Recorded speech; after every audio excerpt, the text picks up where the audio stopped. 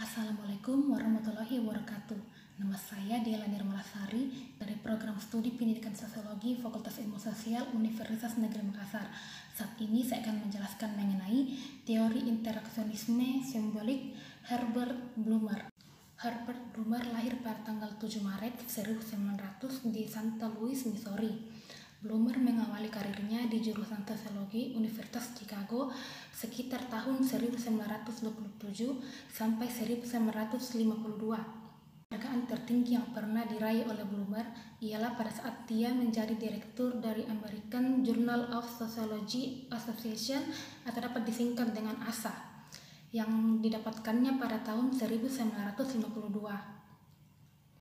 Sumbangan penting yang telah diberikan oleh Blumer yaitu ketekunannya dalam mengembangkan pendekatan perspektif interaksionalisme simbolik dalam ranah sosiologi Amerika.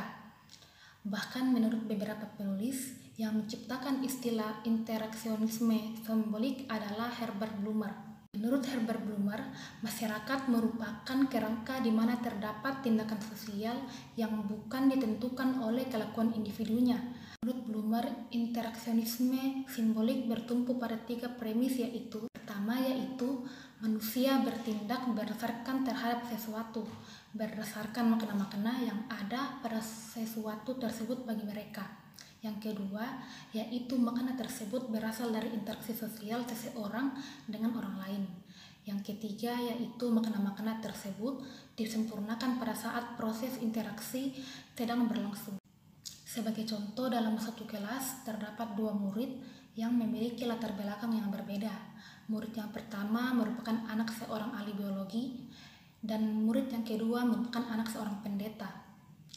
Kedua murid ini diberikan pertanyaan oleh gurunya tentang manusia itu terbuat dari apa. Murid yang pertama menjawab bahwa manusia terbuat dari penggabungan sel sperma dan sel. Sedangkan menurut murid yang kedua, manusia itu terbuat dari debu dan tanah yang dibentuk oleh Tuhan berdasarkan rupa dan gambar Tuhan.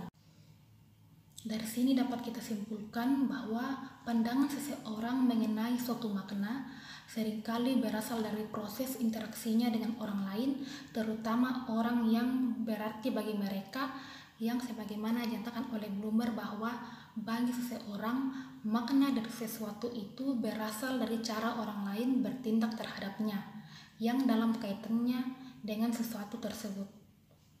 Tindakan-tindakan yang mereka lakukan ini akan memberikan batasan terhadap sesuatu bagi orang lain. Dalam teori interaksionisme simbolik Herbert Blumer ini terdapat beberapa bahasan yang sangat menonjol, yaitu yang pertama, self-indication.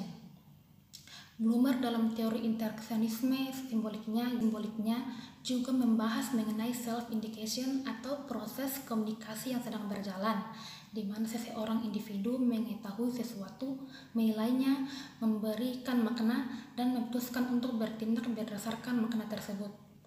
Proses self-indication ini terjadi dalam konteks sosial di mana individu mencoba mengantisipasi tindakan orang lain dan menyesuaikan tindakannya sebagaimana ia melaksanakan tindakan tersebut.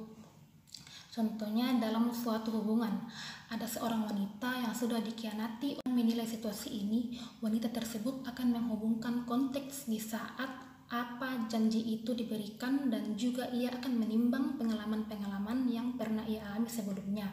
Akan membuat dia menilai masalah, lalu memberikan makna, dan kemudian memberikan tanggapan terhadap makna tersebut. Selain self-indication, yang paling menonjol dalam pembahasan teori interaksionisme simbolik Herbert Blumer yaitu masyarakat sebagai interaksionisme simbolik. Menurut Blumer, keistimewaan pendekatan kaum interaksionisme simbolik ialah manusia dilihat saling menafsirkan atau membatasi masing-masing tindakan mereka dan bukan hanya saling bereaksi terhadap setiap tindakan itu menurut mode stimulus respon.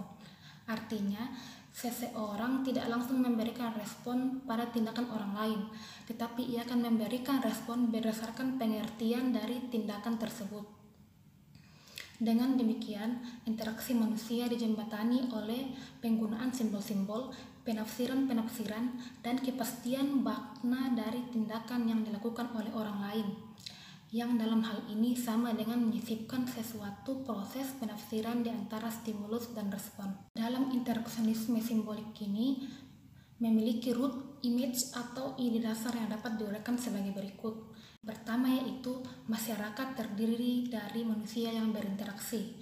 Kegiatan ini terwujud melalui tindakan bersama yang akan melahirkan organisasi atau struktur sosial. Yang kedua yaitu interaksi terdiri dari berbagai kegiatan manusia yang berhubungan dengan kegiatan manusia lainnya. Contohnya, seseorang berpura-pura batuk saat terlibat dalam suatu pembicaraan dengan orang lain. Tindakan berpura-pura batuk ini merupakan suatu simbol bahwa orang tersebut tidak setuju atau menolak pendapat dari lawan bicaranya. Tiga, yaitu objek-objek tidak mempunyai makna yang intrinsik. Makna lebih merupakan produk interaksi simbolik. Objek-objek ini dapat diklasifikasikan ke dalam 3 kategori yang luas, yaitu yang pertama, objek fisik, seperti meja dan tanaman. Objek yang kedua yaitu objek sosial seperti ayah, ibu, dan kakak. Yang ketiga yaitu objek abstrak seperti nilai, hak, dan peraturan. Yang keempat yaitu manusia tidak hanya mengenal objek eksternal, namun mereka juga dapat melihat dirinya sebagai objek. Contohnya seperti seorang mahasiswa yang melihat dirinya sebagai masa depan bangsa, harapan orang tuanya, dan teladan bagi lingkungannya. Yang kelima ialah tindakan manusia adalah tindakan interpretatif yang dibuat oleh manusia itu sendiri.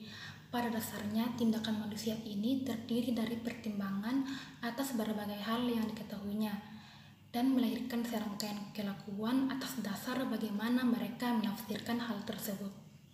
Yang keenam yaitu tindakan tersebut saling dikaitkan dan disesuaikan oleh anggota-anggota kelompok. Hal ini disebut sebagai tindakan bersama yang dibatasi sebagai organisasi sosial dari perilaku tindakan-tindakan sebagai manusia. Sekian penjelasan saya mengenai teori interaksionisme simbolik Herbert Blumer.